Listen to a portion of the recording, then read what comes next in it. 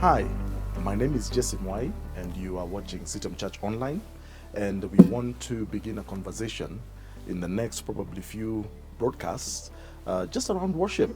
I know we've been talking about it before, but we want to just take a slightly different turn. And in this particular broadcast, and for the next few, I am joined by my brother and my friend, and of course, my senior. Let me insist on that. Pastor Odera, or Dr. Odera, take your pick. But Odera, of course, is a legend in this country, and especially where music is concerned, church music specifically, where that is concerned. And he's a guy who inspired many of us when we were growing up back in the 90s, I believe, especially in the 90s and what have you. And but he's still around, and he's still going strong, and now he's pastoring a church, and we're going to get to meet him in just a short while. So I want to ask you to just stay tuned, and you may want to also just stay tuned for the next few episodes that we're going to be having, and we'll discuss some amazing things, and especially where church music is concerned, where worship is concerned. What are our thoughts? What are his thoughts, especially around those topics? And I know he has a world of experience, and I know he has learned a few things along the way, and now especially serving as a pastor, you're going to be blessed, and I'm sure you're going to gain something. So I want to take this opportunity to welcome my brother, Pastor Pete. Thank you, Reverend Jesse. Yeah. Hey, thank you. It's so great to be here. I'm so grateful for the opportunity. Just to come and share with you and with our viewer, just the things that are happening around us and addressing. But I really need to make a point clear, though. Yes. When you talk about 90s, we need to talk about the 1990s, lest somebody think that we're talking about 90 AD. Oh, oh yeah, the 1990s, yeah. 1990s. Wonderful time to grow up. Yes. I personally believe that God injected or incarnated me at a very important time in the world. Imagine that had I been born 100 years before, I would have missed electricity. Yeah, sure. But we're born in the age of one of the greatest concepts of all time. The equivalent in our generation of the printing press, which is the internet, which is how come some of our viewers are watching us via their phones, whatever other gadget that they're watching through. I think this is just, the internet is such an amazing thing. Yeah. But I also thank God for the opportunity for music, and just the gift of music and worship, and how that has shaped our current world and where we are as a nation. It has actually set the bedrock for the movement, the move of God in this nation. Unknown to many people, but it's just set the move of God that is unique. Unique on our continent, unique in the world. It's such a unique. It's amazing, amazing. Tell us about your journey just briefly. I mean, how did you just burst into the scene? Where did you come from? Where did Pete come from? How did you, obviously you're gifted musically, but just how did you make that inroad into this world of music? My journey didn't begin in church, and it didn't begin with me. My father was a political analyst and a journalist as well, and so he was the speechwriter for our first vice president. And when I was born, it was a tumultuous time. I was born almost a month exactly after the man landed on the moon. And then at that time in Kenya, politics was opposition politics. There was this to and fro, and when I see what's going on presently, I say it's not new. But when I was born, there was a great tumult, and so my father was arrested. It was back in the time of detention without trial. So my dad spent time in jail with one of the pastors at Nairobi Baptist Church, Reverend Pinto Kali's dad. They were in detention together. But anyway, during that period, my mother went to live with her uncle, and her cousins had a band that was called Black Savage. Now that name doesn't mean anything to most of the people listening, except that my mom's cousin, my uncle, was the late Gordon Ominde, who was the original writer of the song Kothbiro. Okay. Kothbiro has been featured on Kanye West's projects and his various movies, and the late Ayub Ogada re-recorded that song. Okay. But my uncle was the original writer of Kothbiro.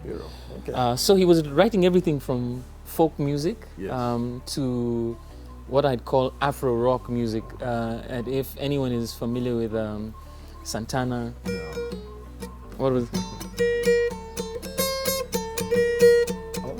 that kind of music? Okay. He was writing all this Afro rock music. It was quite something, and I grew up under that influence. Yes. So my first influences of music were not Christian. Okay. And I'd like to just say that, you know, a lot of people think that it's because my mom was a believer. At the time I was born, my mom wasn't in church. She was kind of backsliding. Okay. And it was actually quite a journey. My mom says, and she says, that it's because of her kids that she found her way back to the Lord. Wow. So my journey started with being exposed to my uncle's band. My neighbor, our immediate neighbor, was a DJ. Okay. And he was not a Christian DJ. There were no Christian DJs back then. He was a DJ. So you can imagine. So my uncle, from my mom's side, is an Afro rock band. I'm neighbors with the DJ. And then there's another relative of ours who had another band that was playing in pubs and clubs. So that was my exposure. But by the time I was 4 or 5 years old, I knew that music is what I was going to do. Whatever else I did, I knew that music is certainly something. But I need to say, we grew up, because of where we were economically, we grew up in a space where I couldn't go to music school. Okay. Not because we were unable, but we just couldn't afford it. Yes. So my mom said, and I tease her about it till today, she said, let your sister do the piano lessons. What we'll do is, when she finishes, you'll start. I just never went. And so I taught myself, I'd watch other people play. I taught myself guitar, I taught myself keyboard. Okay. I found I could play drums. I taught myself to play the bass. And I found I could sing. I was the unusual person in the family. So, we'd buy these Michael Jackson records and Shalamar and all this. I mean, I knew if you asked me today to sing all these MJ songs from back, I could absolutely slam it and do it. But that was my heritage. Exactly. So I grew up listening to what was popular. Yes. Popular with my parents, popular with those who were in my family, but also popular which was current. At that time it was Michael Jackson and Tabule and Billy Abel and Sam Fan Thomas. And did I say Michael Jackson? Yeah, Michael Jackson. I did, right. So we were, that's what I grew up on. Okay. Whatever was popular at the time. But when I became a believer, when I became a Christian, something interesting happened. I was, a Scottish missionary lady would come to our school and do these Bible classes. Okay. And one day she made an invitation and I gave my life to Jesus. Okay. So as a young boy and as a young man, I was already in this conflicted space. Yes. Well, on one side, there's all this music that I loved. But on the other side, there was my faith, which in the church at the time was a very clear distinction. That's right. You didn't have musicians in the pop world. If you're a musician in church, it's because you sang in the choir. And I always wondered, why in the world is church music boring? And so this seemed to be my axe to grind. And I said, but why is all the good music going to the devil? Why is all the good music going to the devil? And this began to be my challenge. But what I found, Pastor Jesse, is that I was then drawn into the clubs, drawn into the pop music. So I was on the worship team as a teen, but in the clubs on Saturday night, but in church on Sunday morning. So even now, when you have these guys come to church and ask, so why didn't you show up in church? And they can't tell me. I say, I know where you've been. And so I understand that journey. Understand the journey, and having lived a life where I experimented with weed and with alcohol and what have you, been there, done that. But I tasted that there's no high like the Most High. That there's no peace like the peace of knowing the Lord. And so my journey, Pastor Jesse, had to do with really trying to understand, why do I have this gift? Yes. Why do I have this gift? Why is my mind wired the way it's wired? Why am I inquisitive about this thing? Why is Cameo? You know, that song. Yeah. I remember that. Yeah.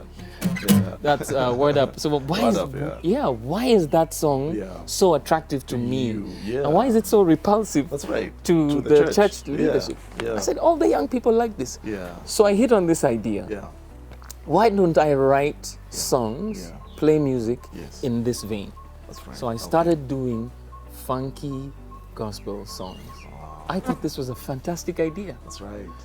And the people in the church that I went to at the time, the leaders in our nation, said that is the most demonic idea on the planet. And we don't have time to get into some of the detail of some of the things that went on. I could tell you literally for days. And sometimes it brings tears to my eyes just to remember the pain that we had to go through. But for me, I didn't realize it at the time, but I was paying a price and paving the way for an entire generation of not just musicians, but artists, thespians, and so on, that creative industry, which for the most part was number one, not recognized, and certainly not taken up by the church. And so I believe that the Lord, Reverend Jesse, allowed me to be sort of like an apostle, a trailblazer in that area. And so for me, my thing was, you can call it a thesis, was why isn't the greatest music in church in our generation? In previous generations we saw it, Handel's Messiah, you said all this, but why is it we were the first post-colonial generation? We were the ones who were going to define what music was going to be. And so I can say this now. At the time, I couldn't articulate it that clearly. But I knew that God had called me. So I sang in church. I was in the worship teams, we call them worship teams now. But that's not what it was called. I don't know what we called them, music team, whatever it was. Actually, the term worship team, I think, came a little bit later. We quite didn't know what to call this. I remember back in the day, now we call, of course, now we are CITAM, Crisis Answer Ministries. By that time, we were Nairobi Pentecostal Church. Right. And I remember back in the day, worship was led by one person. Actually, it was a pastor who would stand over there, and he would just come and determine his list of songs, the hymns, and whatever. And he would just fire away, whether he was musical or not. Whether it was music, he would just come and because there was nothing else. Absolutely. And people would just kind of join in. But I think it's interesting that you mention about especially the secular music. And I remember Michael Jackson was big back in the day. When I was growing up in primary school, I remember I would go and buy, the little tape. Some of these guys don't even know them. The tape, cassette tape. So, for about 50 shillings for Michael Jackson and everything. And I used to love Michael Jackson.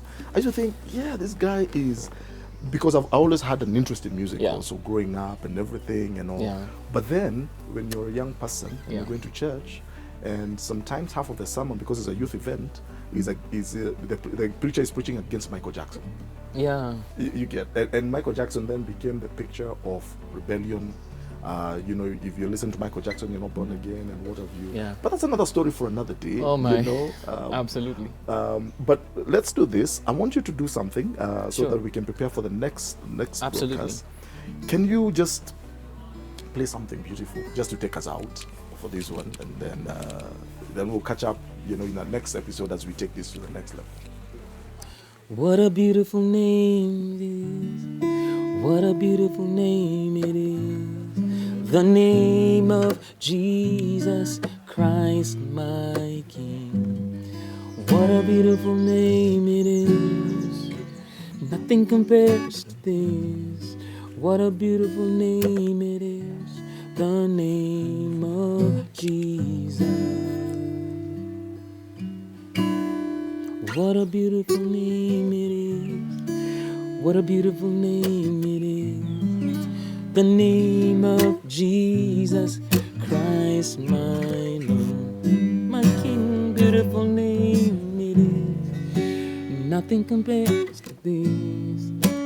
beautiful name it is, the name of Jesus. Wow. Amazing. I love the way you strum that guitar, man. We'll catch up next time as we take this conversation to the next level with my brother, Odera. And I'm sure if you did not know him, now you know a little bit about him. And we'll take this conversation a little bit deeper as we talk about the place of especially music in worship, in church worship, in our next episode. You have been watching CITAM Church Online. Please get in touch with us. You can call us. There will be a number on your screen. Leave a comment. Let us know what you think. And somebody will be on the other side to ensure that they get back to you. Thank you. See you next time.